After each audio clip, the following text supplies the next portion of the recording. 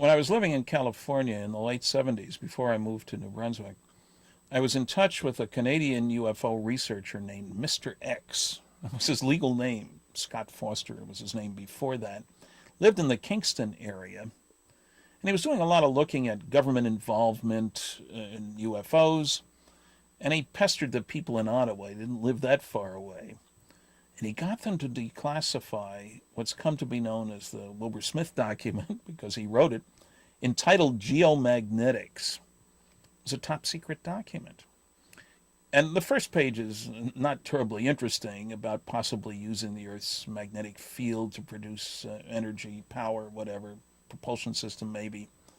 Seemed pretty tame, I'm sure, for the late 70s.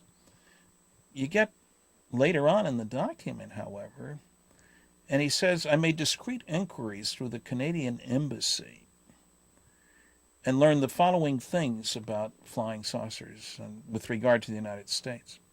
One, flying saucers exist. Pretty bald statement, that's what he said. Two, the subject is considered the most classified subject in the United States, even more so than the H-bomb. Three, their modus operandi, how they work, is as yet unknown, but there's a small group working under Dr. Vannevar Bush.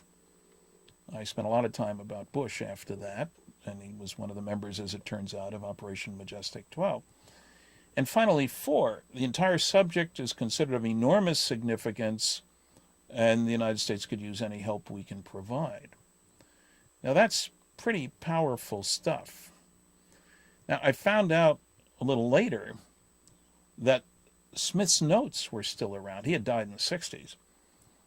But his son had a lot of his papers. He gave them to a Canadian researcher, Arthur Bray.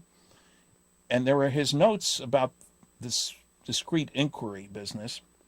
Turned out his major source of information was Dr. Robert Sarbacher, an outstanding scientist in the U.S. who did all kinds of work on classified programs. Now, I was able to locate Sarbacher. This library research is my thing. He's listed in an old Who's Who in Engineering. He was still alive, down in Florida, on his yacht, no less, and I visited him there during a trip to Florida. And he was convinced that the government knew a lot about flying saucers, but what he had was mostly scuttlebutt. He served on a Research and Development Board committee on far-out things. And some of the guys were talking about a meeting that he couldn't attend that was held at Wright Field that went into the question of aliens and wreckage and all that sort of stuff. And so that opened up a whole new window on things. And when you say more classified than the H-bomb in 1950, that is very highly classified stuff. Now, people have tried to dismiss Wilbur Smith, attack the person if you can't attack the data, standard procedure. The very sharp guy. I've seen his broadcast engineering award. I've looked at his files at the University of Ottawa and the Arthur Bray files. His papers there, the original notes and memos and all that sort of stuff. Talked to his family. He certainly is to be believed. And so that set a whole new direction for the whole business of government cover-up.